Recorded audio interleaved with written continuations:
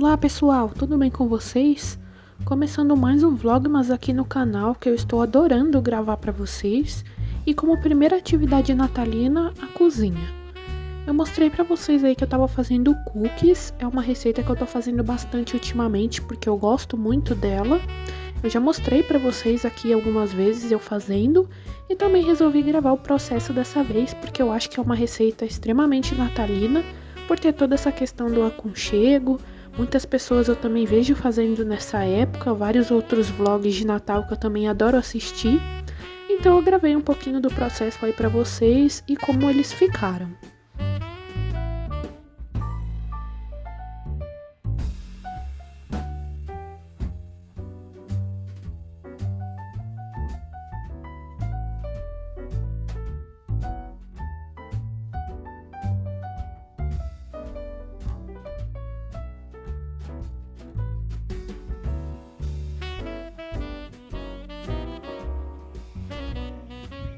Para o vídeo de hoje eu vou ler esse livro nacional chamado Ventos do Leste. A primeira coisa que me chamou a atenção nele com certeza foi a capa. É uma capa muito bonitinha, muito bem feita. Aqui no livro já tem a ilustração, o nome da ilustradora. Então eu gosto de saber, porque às vezes eu até mando mensagem para os ilustradores elogiando os seus trabalhos, porque eles são os que mais me chamam a atenção, então eu acho que vale a pena mandar mensagem e tal. Aqui é a capa, então eu aumentei um pouco o brilho para vocês verem, é muito bonitinha. Esse livro tem poucas páginas, tem 45 no total, então eu acho que já nesse sprint de leitura da tarde eu já vou conseguir finalizar, mas vamos ver como tudo vai acontecer aqui, mas eu tô bem animada para começar essa leitura. Para me acompanhar nela, eu também procurei uma playlist temática. Ela é essa daqui, desse canal eu nunca vi nenhuma playlist, mas parece ser uma playlist boa, com uma ambientação bem bonitinha também. Então eu vou começar a minha leitura agora e quando eu finalizar eu volto a conversar com vocês sobre como foi a minha experiência e os acontecimentos. Terminei a minha leitura de Ventos do Leste e vim conversar com vocês sobre o que aconteceu no conto. Como eu disse pra vocês, é um livro curto, mas é um livro muito bonito. Não só pela capa que eu disse pra vocês, que já foi uma coisa que me chamou a atenção, mas pela história também. Algumas palavras se repetem bastante, mas isso não atrapalhou a experiência de leitura. É a história de um elfo que ele vivia muito tempo em um armazém. Ele poderia ser comprado, mas ele tinha um preço muito alto e as pessoas saíam lá pra ver ele, apreciar e conversar com ele. Só que um dia um ladrão vai lá e quebra ele, então o dono do armazém resolve jogar ele fora porque ele não tem mais serventia, já que ele é feito de uma madeira muito rara e não pode ser encontrada tão facilmente e ele ser consertado tão facilmente. Então no momento em que ele resolve jogar o bonequinho no rio, o elfo no rio, um carpinteiro aparece e diz que vai ficar com ele. O elfo não gosta muito disso porque o elfo tem bastante vaidade. Então ele sempre sonhava ser comprado por alguém que fosse abastado ou que tivesse uma posição de destaque, por ele ser tão bonitinho, tão apreciado. Mas ele acaba nesse momento então percebendo o quanto essas coisas são incontroláveis, porque ele que de certa forma se achava tão importante foi quebrado e quase foi jogado fora, quase foi descartado. Mas então o carpinteiro consegue restaurar ele, mesmo com ele tendo todos esses preconceitos com o carpinteiro. E depois ele descobre que esse carpinteiro na verdade é um rei. Eu já imaginava que essa história teria alguma coisa a ver com algum lado cristão. Eu tive certeza disso com a parte sobre a autora.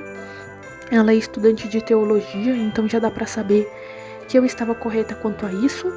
Eu já ia pesquisar sobre ela mesmo pra ter certeza que essa história seria cristã, mas aqui eu já tive a resposta. O nome da autora é Rebeca Souza e ela é, como eu disse pra vocês, estudante de teologia. Eu marquei muitas coisas aqui e Muitas lições foram ensinadas. Eu vou mostrar para vocês algumas das minhas marcações e conversar com vocês sobre o que esse conto quer ensinar pra gente. Bom, de um modo geral, o livro ensina pra gente o quanto a gente é simples e precisa buscar o que é realmente importante. No caso, o elfo se achava tão importante, como eu disse pra vocês, e acabou nas mãos de um carpinteiro que ele não achava importante o suficiente para tocar nele, para restaurar ele, e depois no final ele ficou extremamente grato. O elfo, eu imagino que representa a gente, nós, seres humanos, e o carpinteiro, que na verdade era rei Deus. Então tem essa ligação de como a gente acha que a gente merece tanto, e depois a gente percebe que o que a gente merece é diferente do que a gente espera. Não que isso necessariamente seja uma coisa ruim, e sim uma coisa boa. No caso do elfo, por exemplo, ele esperava uma coisa, mas ele ficou muito mais grato com o que ele teve, mesmo que fosse diferente do que ele esperava para a vida dele. E ele precisou passar por um momento de dificuldade para perceber isso, para perceber o que é realmente importante. Então eu acredito que essa seja a mensagem principal do livro, mas agora eu vou mostrar para vocês as minhas marcações. Bom, essas duas marcações aqui, essa primeira é de quando o elfo tinha sido restaurado e ele percebeu isso e percebeu que ele tinha sido refeito com a madeira que era rara, porque a coroa do rei era feita disso. Então também tem uma meio que metáfora aqui do que é o material mais importante, do que seria mais importante para mostrar que o rei é rei. Foi o que formou o corpinho do elfo novamente, o que restaurou ele. Então, aqui eu entendi como se parte de Deus precisasse fazer parte de nós para nós sermos restaurados e sermos ainda melhores do que éramos antes, como foi o caso do elfo. E aqui nessa segunda marcação é quando o elfo percebe que o carpinteiro é o rei. Essa marcação também eu gostaria de compartilhar porque ela é muito interessante. Depois do elfo achar que ele merecia tanto, ele foi restaurado, como eu contei pra vocês, e depois ele percebe que o sacrifício da coroa era muito mais preciosa do que a vida dele, mas ainda assim a majestade fez isso por ele. Também é uma coisa que dá pra ser ligada conosco e com Deus, e a necessidade da gente ter uma boa relação com ele, e também ver como ele faz milagres na nossa vida. E aqui essa última marcação eu interpretei como se fosse: nós precisamos passar por certas coisas, nós precisamos passar pela dor para sermos restaurados. E também o fato de que Deus é aquilo que a gente precisa em qualquer situação de adversidade na nossa vida. Como foi o caso do elfo, que por ele ser destruído, a imagem que ele precisava era justamente de um carpinteiro, e Deus assumiu essa imagem para ele, para restaurar ele, para salvar ele. Então realmente foi preciso eu ler essa parte sobre a autora para interpretar ainda melhor esse livro. Como eu disse para vocês, eu já tinha suspeitas de que era uma coisa cristã, por todos esses ensinamentos que tem aqui, que já dá para perceber, mas eu tive a prova ali lendo sobre a autora. Então foi uma leitura bem interessante, foi diferente do que eu imaginava, porque eu não tinha lido a sinopse e não sabia que era um conto cristão. Mas eu acho que foi muito importante para mim ler tudo isso, ter essas conclusões e também compartilhar com vocês. Fica a minha indicação caso vocês queiram ler um livro cristão, ou um conto curtinho como foi esse, com mensagens tão importantes, principalmente nessa época do ano do Natal, que o significado mais importante dela e que a maioria das pessoas esquece é essa questão religiosa. É claro que para algumas pessoas o foco vai ser outro, mas a gente precisa lembrar qual é o verdadeiro motivo dessa data e o que a gente poderia mudar nessa época do ano, que é uma época que facilita a nossa mudança, a nossa melhora e evolução. E ler sobre isso, pensar sobre isso é sempre muito importante. No ano passado foi o primeiro ano que eu realmente pensei nesse significado, então ler esse livro esse ano foi ainda um bônus para essa questão minha de pensar sobre esse fato, pensar sobre a data do Natal realmente e o motivo dela. Então, caso você esteja esperando isso, caso você queira ter uma mensagem importante nesse final do ano, eu acho que vai ser uma boa indicação para você ler Ventos do Leste. Próxima atividade natalina foi eu fazer unhas temáticas. Nesse dia eu ia passear, então eu mostrei para vocês como ficou o resultado, que eu gostei bastante. Tanto no Natal do ano passado, quanto no Halloween do ano passado e desse, eu fiz unhas temáticas também. Então é uma atividade que eu gosto muito de fazer nessas épocas festivas. E o passeio então era ir na Paulista, ir no shopping que tem na Paulista e mostrar tudo para vocês. Como eu disse nos takes sobre a minha leitura, o foco principal do Natal seria a questão religiosa. Mas caso você não seja religioso também, dá para aproveitar muito do Natal com todas essas decorações lindíssimas, tantas coisas para fazer e se divertir. E então eu mostrei para vocês o meu passeio no shopping nesse dia.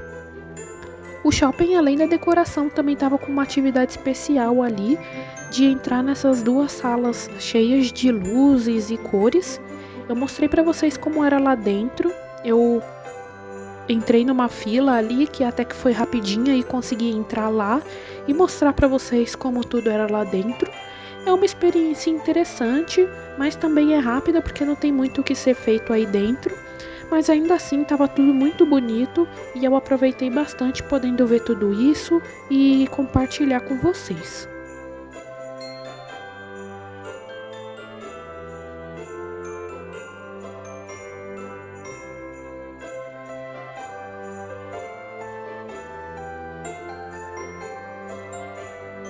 A decoração desse shopping está mais em branco e prata. Eu gostei muito de como tudo está por lá. Gravei detalhes de algumas partes para vocês, que eu andei observando tudo e admirando tudo. Eu gosto muito dessa época do Natal, como eu já contei, então é muito interessante ver as diferentes decorações que o pessoal está colocando nos shoppings. Também dentro desse passeio fomos na Starbucks. Eu aproveitei para pedir a bebida especial que eles estão fazendo dessa época natalina. Tem as bebidas de avelã e de Red Velvet, e eu resolvi pedir a de Red Velvet então. Pedi um frappuccino bem gostoso, mostrei para vocês o copinho. Me renderam boas gravações e boas fotos, além da bebida ser muito boa e com certeza ser aprovada por mim.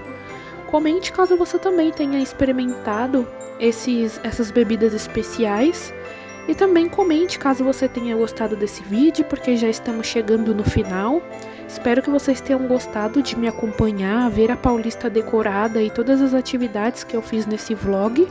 Não se esqueçam de se inscrever e até os próximos vídeos.